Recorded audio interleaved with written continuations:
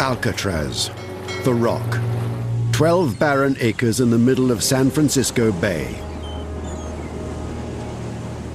In 1934, it seemed a perfect place for an escape-proof prison for America's worst criminals. Alcatraz was America's most notorious top-security prison. Escape attempts were rare. All who had tried were caught, killed, or drowned. This was the state-of-the-art institution of its time, sort of like the Titanic. You know, the Titanic's never going to sink. And I think everybody just figured that nobody's going to escape from Alcatraz. But on June the 11th, 1962, 3 prisoners achieved the unimaginable. Through a series of ingenious maneuvers that took more than a year to prepare, Frank Lee Morris and brothers John and Clarence Anglin broke out of their cells, out of the prison, and disappeared, never to be found alive or dead.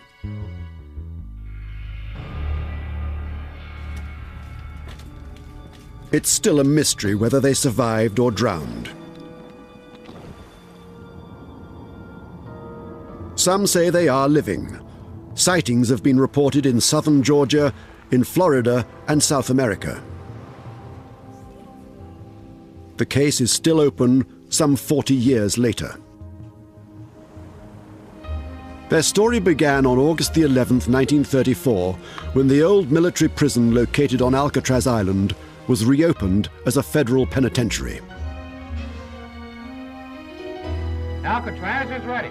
Machine Gun Kelly, just sentenced to life imprisonment, will be among the first tenants. They were going to put the bad, the worst there. So it was supposed to be an escape-proof facility. The men that were kept at the Alcatraz facility of the Bureau of Prisons were those who had made numerous escapes or escape attempts from other facilities. Before long, its walls contained some of America's most notorious criminals, including Al Capone, Machine Gun Kelly, Nicky Cohen, and Robert Stroud, the infamous Birdman of Alcatraz. You have to think of Alcatraz as the top of the pyramid. Alcatraz was designed to hold the biggest behavioral problems. They had killed somebody, knifed somebody, or they'd had a history of escapes. So it was really the prison for the men who had the worst behavior in other prisons. The maximum capacity of the prison was 600, but Alcatraz rarely exceeded 250 prisoners. It boasted the highest ratio of guards to prisoners. Authorities claimed it was impossible to escape from Alcatraz. Attempting to escape from Alcatraz, that's more or less a guy that's kind of given up on life, because this wasn't the easiest place in the world to break out of. They had one guard here to every 3 prisoners. They had 9 official standing counts, but they counted us every 15 minutes, 24 hours a day. The newly fitted-out facility had state-of-the-art steel bars, thick concrete walls, and guards rumored to be marksmen with shoot-to-kill orders. The island was covered with fences, topped with barbed wire. Every day, there were many scheduled and unscheduled body counts and cell inspections. Then there was the bay itself. Alcatraz was an island prison. It's more than a mile to San Francisco. The water was said to be unbearably cold, the tides and currents treacherous, and there were reports of man-eating sharks. Some of this was true, and some was exaggeration designed to scare the prisoners. Alcatraz Island has been surrounded with myths from its very inception. Some of those myths were that the water was way too cold for a man to survive the swim from Alcatraz the 1.5 miles to the mainland. This is not true. Since 1900, it had been swum regularly with no problem.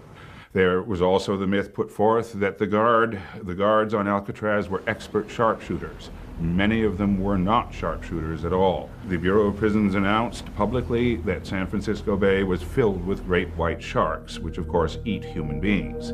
There are no great white sharks in San Francisco Bay, and there never have been.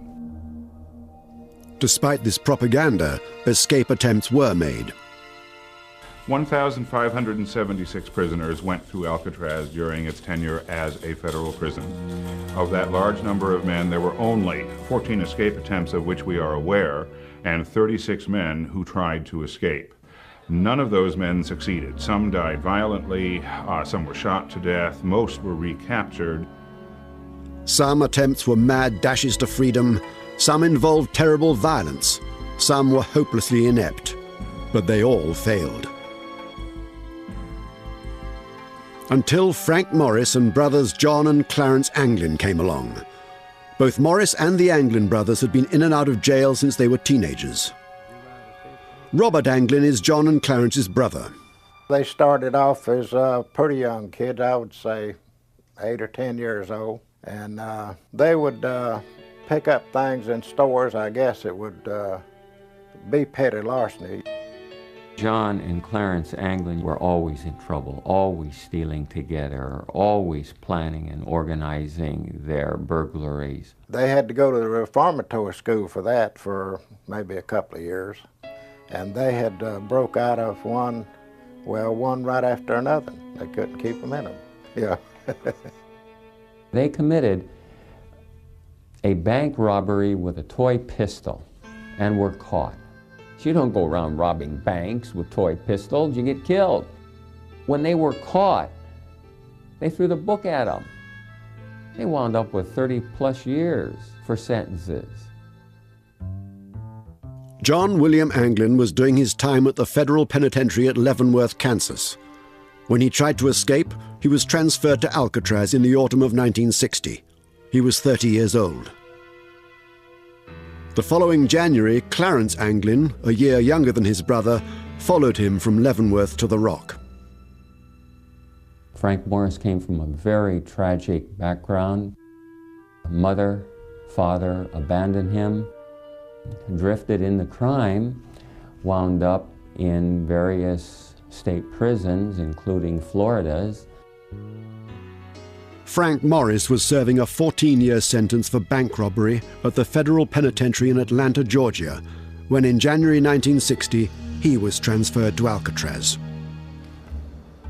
In the spring of 1961, these men first hatched their plan to break out.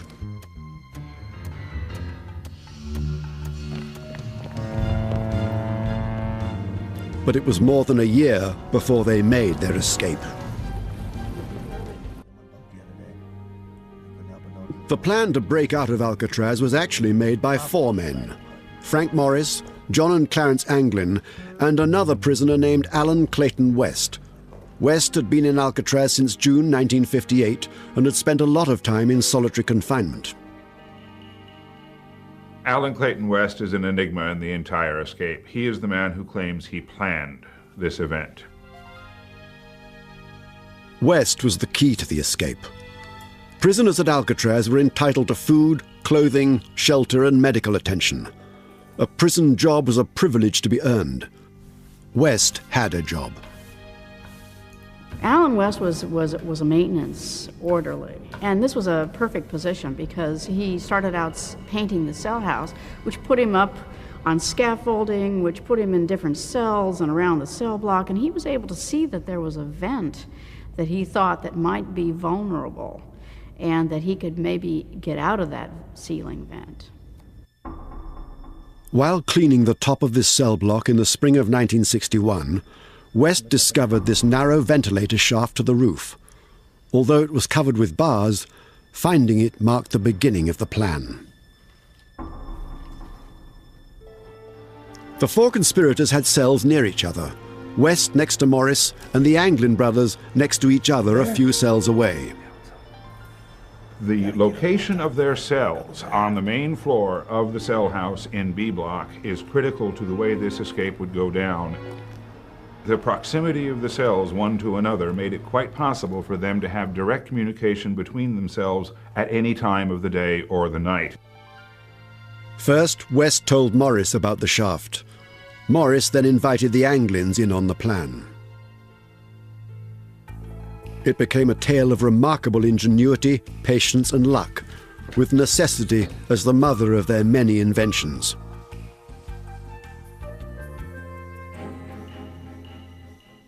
Behind those cells was a rarely used utility corridor filled with a maze of pipes. Once they were in this narrow passageway, it was an easy matter to climb the 3 stories to the top of the cell block. From there, they hoped to escape through the narrow ventilator shaft onto the roof, and from the roof off the cell house and down to the water and off the rock. But first, they had to find a way out of their cells. The only way they could get into the utility corridor, which was behind their cells, was to excavate, that is, make bigger, the vents that already existed in the back of each cell. The vents were only a few inches high and wide. The grills were buried in 8-inch thick concrete. To break through, they started with simple implements, whatever they could lay their hands on. At one point, they even made crude power tools. They also had to conceal the noise of their chipping away at the concrete. One theory is that they worked while other inmates practiced their musical instruments. Every night after dinner, the musicians were allowed to play for approximately an hour and 15 minutes. There were accordions, saxophones, trumpets, guitars. I mean, it was just a cacophony of noise. A former prisoner, Whitey Thompson, provides another explanation. He was on the same cell block as West, Morris and the Anglins, and says ongoing construction in the cell house also had covered the noise they were making. The maintaining guards was knocking out a wall over an A block to make it bigger, to make it into the records office. Them jackhammers, when they're knocking out that wall, I mean, that sound was deafening. And under cover of the same noise, Morris and the England brothers were going through the backs of their cells with these little homemade chipping hammers. Finally, after several months, they were able to squeeze their bodies through. The excavation of the vents in the back of the cells they concealed by making fake vents out of cardboard. These vents were painted with the colors of the cells. So once the men would leave their cells at night, they could conceal their exit with this fake vent. Well, they had to be very careful about leaving their cells. There always had to be one man watching.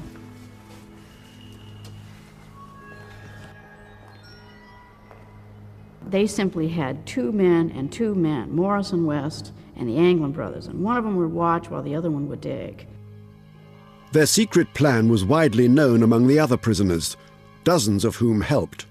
I was astounded to read in the FBI reports that maybe as many as 80 inmates out of the 160 or 180 that were still on Alcatraz knew about it. Myself, when I was a prisoner here, anyone that attempted to escape or wanted to escape, I'd help them all I can. That's the way a good inmate does. He helps another inmate any way he can. You know? Whether you want to go or not, if you can help him, you'll help him. But even if the 4 prisoners could break out of the cell house, they had a much bigger problem: how to get off the island. Swimming had ended earlier escape attempts. They would need some type of boat.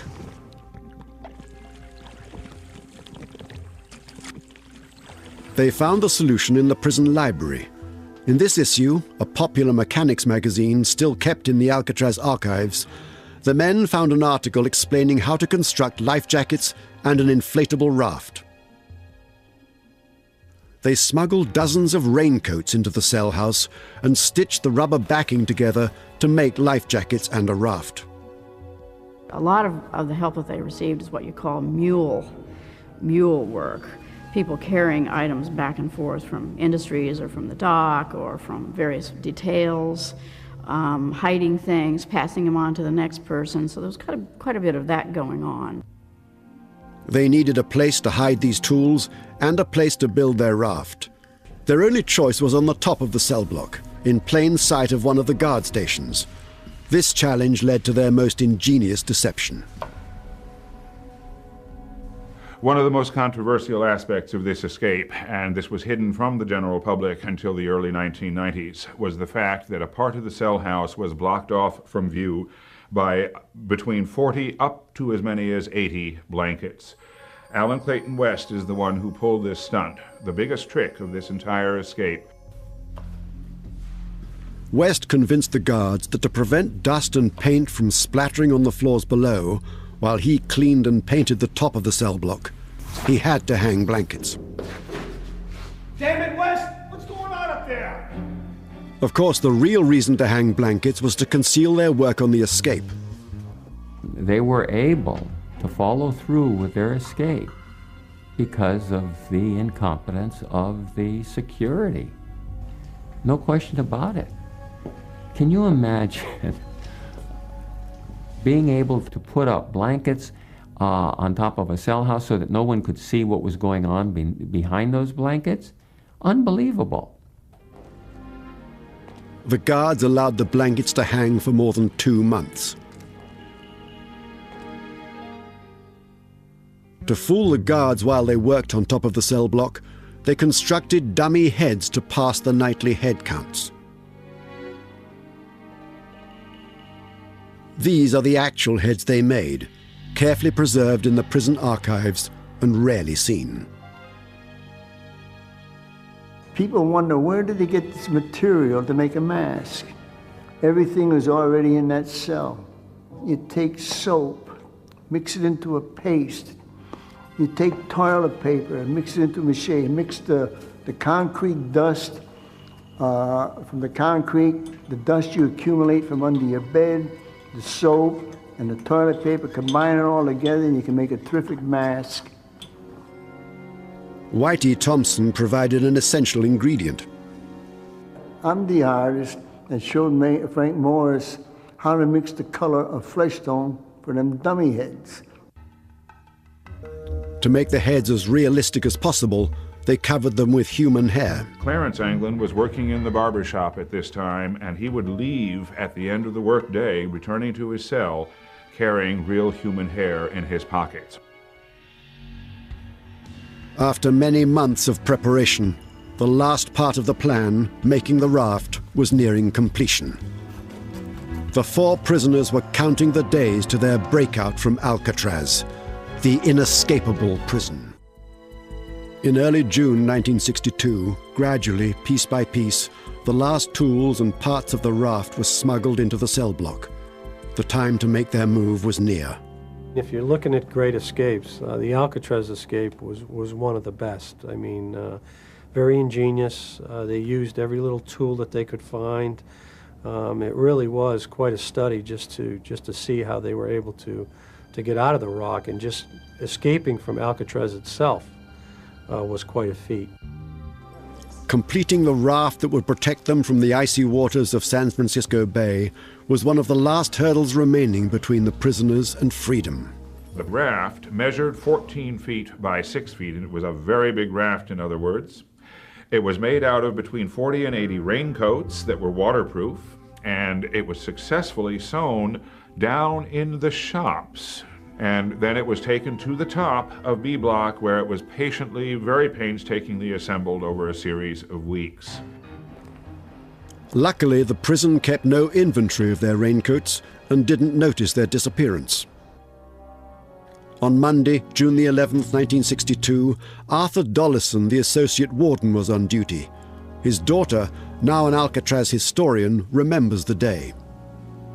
I was a 15-year-old kid. We had moved back to the island because my father became the associate warden. And beginning about the 1st of June, Warden Blackwell went on a vacation. And my father became the acting warden, and he was still acting warden when Morris and the Anglins left. And the night of the escape, we were all watching television down in our apartment on the island. After lights out at 9:30 p.m., the 4 prisoners began their escape. They're in their cells. They've got to get everything organized. They've got to get through those openings. They've got to get up to the top of the cell house. Then they've got to literally punch that ventilator out. Each man set his dummy head in place and propped up his blankets to resemble a sleeping body. One last time they squeezed out of the back of their cells. One last time they set their fake grills in the holes behind them. I knew they were going that night. Well, the word was out they should be going that night, and we were listening for it. I can hear them working their way out into the tunnel that's in between the cell blocks. They met in the utility corridor and began their climb to the top of the cell block. But only 3 men were in the narrow passageway, Alan West was struggling to break out of the back of his cell. He couldn't get through his opening. There was a steel bar that he hadn't anticipated. West had never fully excavated the vent hole. I could hear him going up, climbing on the plumbing towards the ceiling of the cell block. And while they were going up, one of them dropped the bar. I heard it fall, cling, clang, bang, hitting all them pipes as it fell all the ways down. And when you've been in prison a long time, you get to know every single sound in prison. We heard that bar fall. It just jumped right out. And the moment it fell and I could hear it, I looked over to the gun rail at the guard over there, and he didn't bat an eye. I know he heard that sound, but he didn't bat an eye. Whitey is not the only one to question that the guards knew about the escape and did nothing to stop it. When we went out there to visit Alcatraz, they showed us the route they took, you know, in between the walls where all the plumbing was. And I don't know how they could do all of that without, you know, somebody hearing it, the noise. They met on top of the cell block, where the hanging blankets still hid them while they completed the raft. The Anglin brothers were finishing up the raft because the top of the cell block was the only place where you could actually make a raft because it was big and it needed a big space to build. So they were all working up there until the last minute. Meanwhile, West worked furiously to free himself, but time was running out. Frank Morris and the Anglin brothers couldn't afford to wait. They had to leave West behind. They had always known, and they had always said among themselves, if you're not ready to go, we're going. So, you know, it's every man for himself in a way. Slowly, quietly, they worked on the old rusted bars, finally removing them from the vent. Then they squeezed through the hole. Once they got up on the roof, I could hear the muffled sound of them going across that roof, like a muffled sound, almost like a little vibration, but you could feel it and as well as hear them going across that roof. And as they went across the roof, every night on Alcatraz, hundreds of seagulls settled down on that roof. And when they went across that roof, these seagulls took off.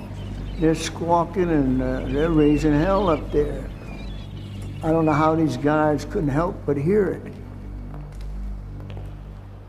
The three men sped across the 300-foot roof and climbed down the 5-story building.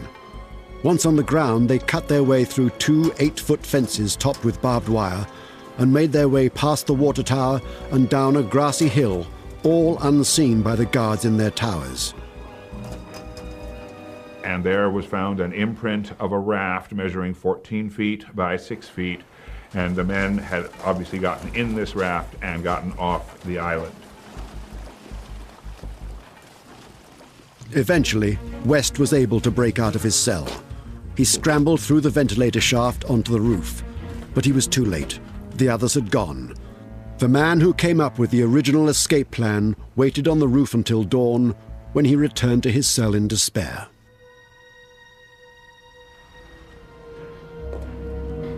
Around 7 o'clock in the morning, the wake-up bell rang, and everybody, all the inmates got up. They had about 10 minutes to wash up and go to the bathroom and have a cigarette, and then there's a whistle. The lieutenant blows a whistle, and all the inmates stand at the bars, and that's called the first stand-up count of the day.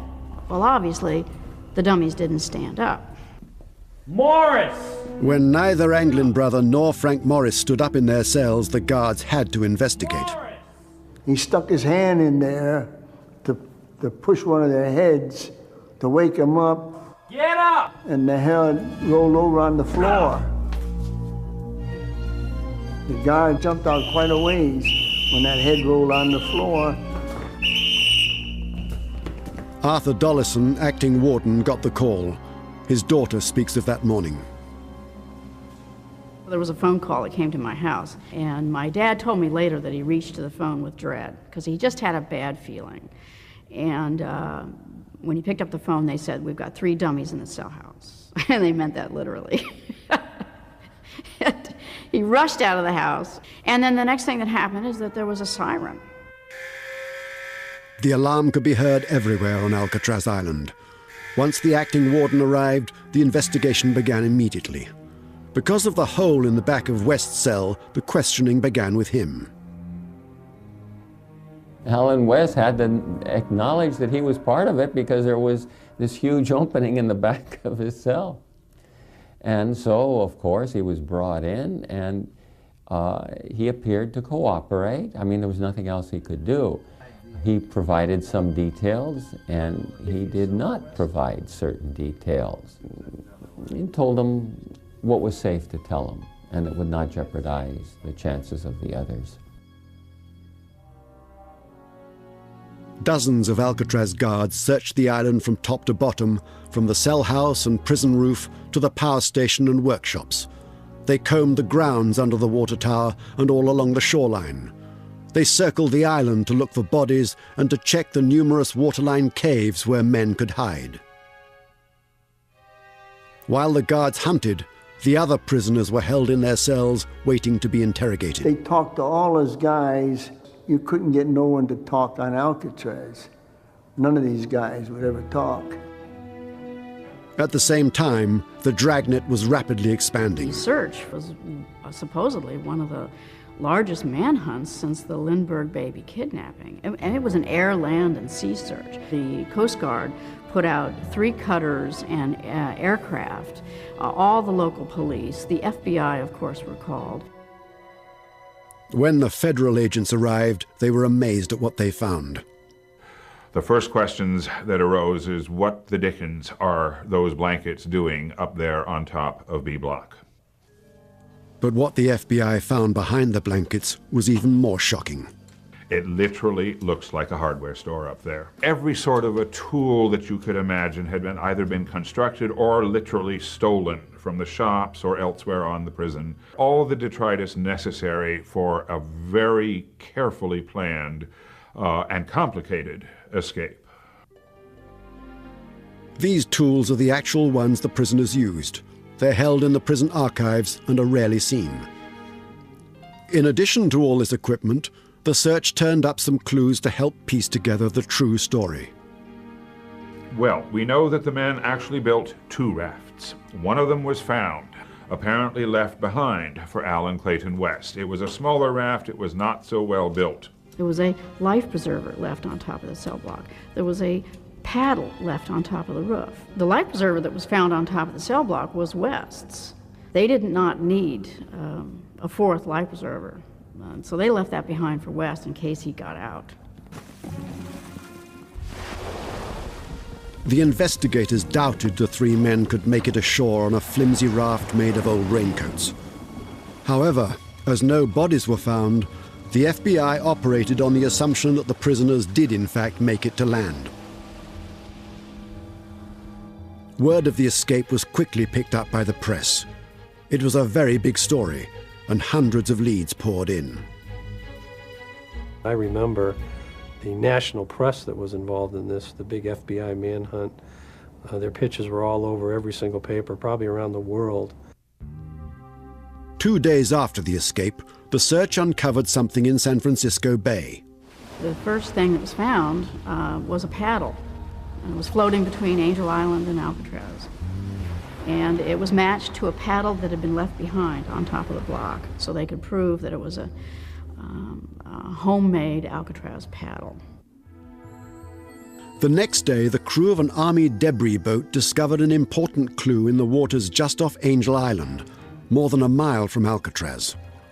The second thing that was found about 2 days later was a packet of photographs. Now, it was actually in about 3 feet of water. It was made of the same raincoat material as the life preserver on top of the block. And when they opened it up, they found about 88 photographs, many of which were identified on the back as being an Anglin family member. Included in the packet were 9 slips of paper with names and addresses of friends and family. The FBI believed the fugitives would never have left this behind. They decided that the raft must have sunk and the fugitives drowned. But not everyone agreed. Back then, when they found their photographs, the family photographs in the water, I figured then that they had drowned. But, of course, again, you never know. They could do that to throw them off their trail. Members of the Anglin family believe the 3 escaping men made it across the bay alive. We had sent them pictures of different members of the family. They had them in a little plastic bag. And they let go of that stuff probably to throw the law off. The law finally said, you know, well, they wouldn't depart from something like that. Well, that didn't mean nothing to them. They wanted to get away. I think they made it. Over the next few weeks, more confusing clues were found. 1, then 2, then 3 of the life jackets the men were wearing on the night of their escape floated and appeared in San Francisco Bay. One of them just off the shore of Alcatraz Island, one of them out beyond the Golden Gate Bridge, and another one closer to Angel Island. But their big raft was never found, nor were their bodies. The FBI then turned their attention to the fugitives' families, especially the large southern family of John and Clarence Anglin. It has been my experience and the experience of everybody that works this kind of work that these people that escape always maintain some type of contact with their family. The Bureau began surveillance of the Anglin family members, most of whom lived in Ruskin, Florida, a fishing community on Tampa Bay near the Gulf of Mexico. They were pretty often coming out to our house to talk to different members of the family. Had we seen them, had we heard from them, and hundreds of more questions. The mail had been watched, you know, also for a number of years probably by the FBI, thinking that they might make some kind of contact with us, you know. For 15 years, the FBI searched for Frank Morris and John and Clarence Anglin, chasing leads in America and abroad. They continued to watch family members. Nothing of significance ever turned up. 15 years after the Anglin brothers and Frank Morris escaped from Alcatraz, the FBI still had not found them or their bodies. In 1977, the U.S. Marshals took over the search. One of our significant core missions in the Marshal Service is our Fugitive Apprehension Program. And that basically is we look for individuals that are wanted by the federal court. Those that have escaped, that's our bread and butter. That's what we've been doing for years now. But could men like these really avoid capture for 40 years and disappear without a trace? Frank Morris and the Anglin brothers had such a criminal history going back to their childhood, and many, many escapes and escape attempts. They got in and out of trouble of all kinds of reasons during their entire lives. So the question has always arisen in my mind, could these 3 individuals get away and stay out of trouble for all these many years since then? Once you escape from Alcatraz, you go underground, and that's it for the rest of your life. You simply become part of the woodwork. You're ordinary.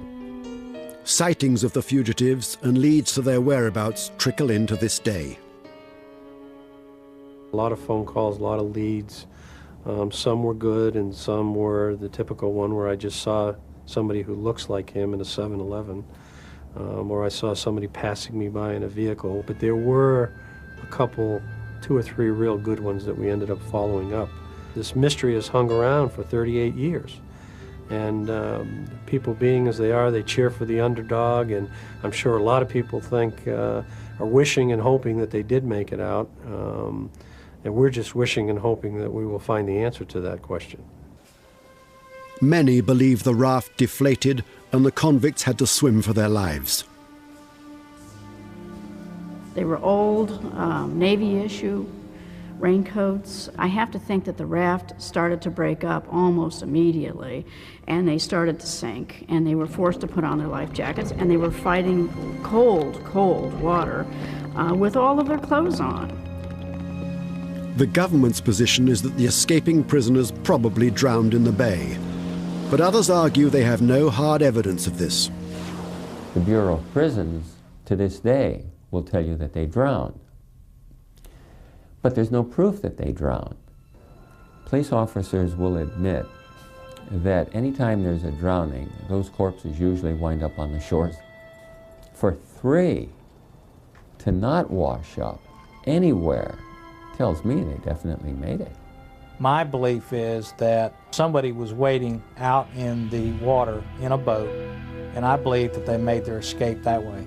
The raft was never found, and I would go back to the fact that the raft having never been found, along with no bodies been found, that raft was taken on the boat that met them and picked them up. This theory maintains that a boat was arranged by another prisoner at Alcatraz, a former mob boss from Harlem, Ellsworth Bumpy Johnson. Bumpy Johnson was the type of guy that would have helped any way he could. He was that type of person. He was anti-police, anti-establishment. Bumpy Johnson had connections. If Bumpy did that, then I would say, yeah, they got away.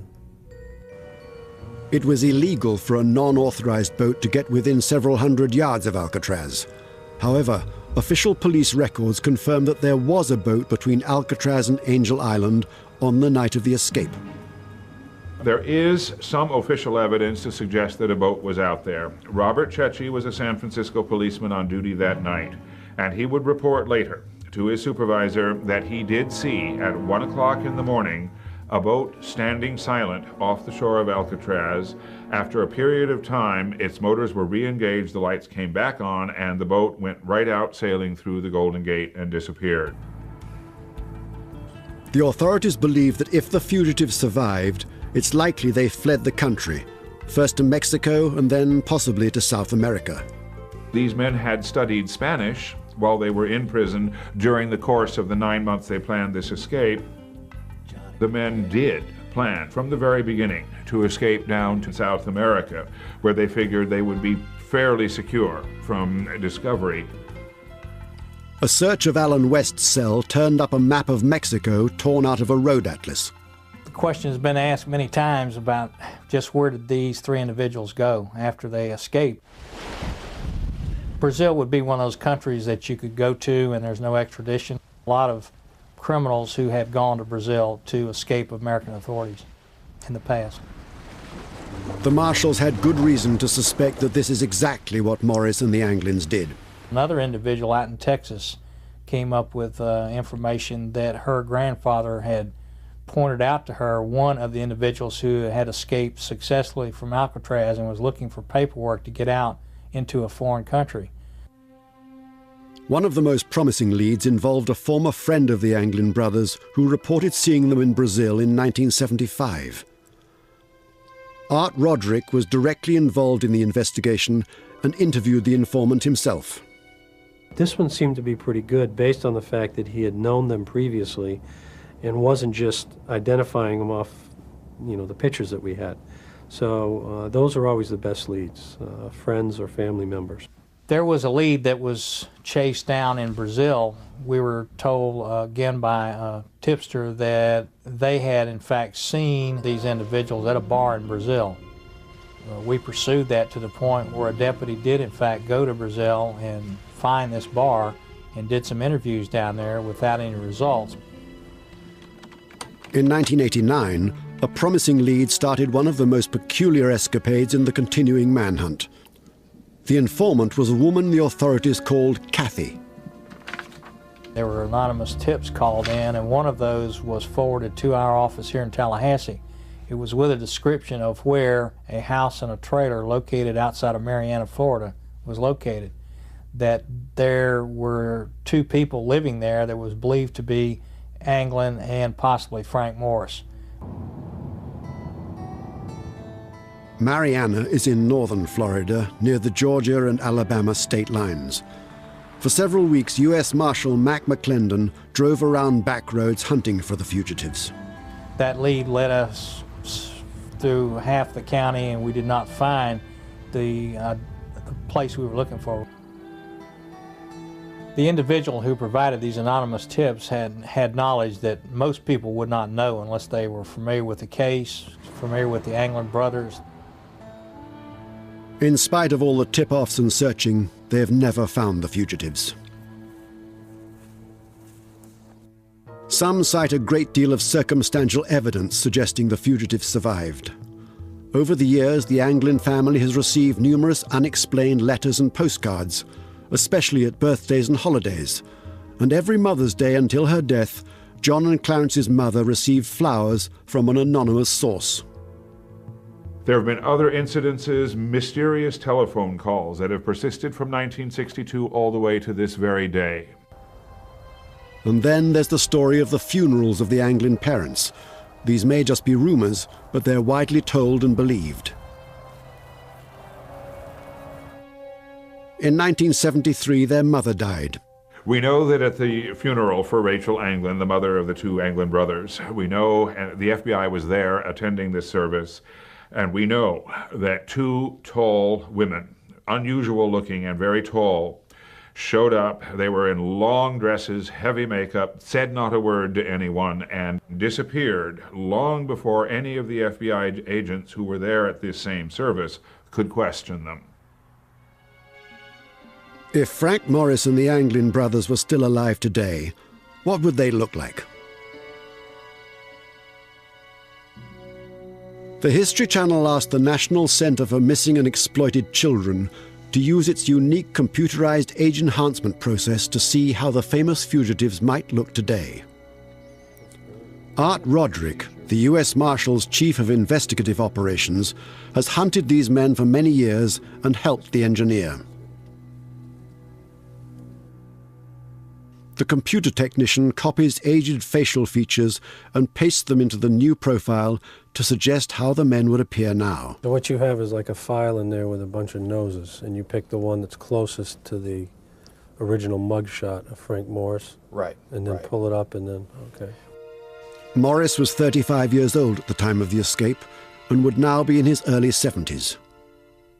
It's startling to watch John Anglin age from his early 30s to his late 60s.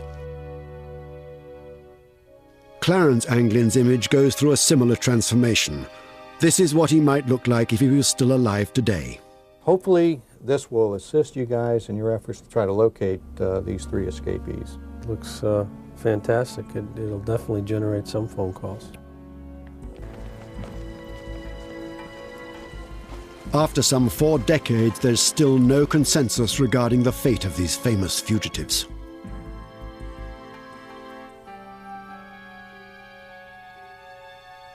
It's difficult to speculate, and I hate to say that they didn't make it, because as soon as I say that, sure enough, they'll turn up a week later. But more than likely, I don't think they made it out of the water, so to the other side.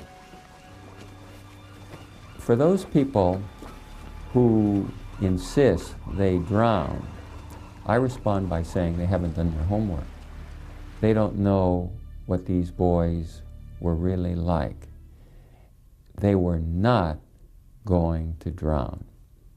Personally, I think their bones are still out in that bay. I'd love to sit here and tell you that they made it. I knew these guys. I'd love to tell you that, but if I did, I'd be lying to you.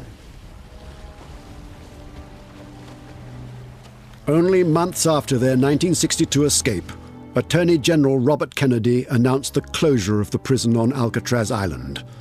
The remaining inmates were transferred to other institutions.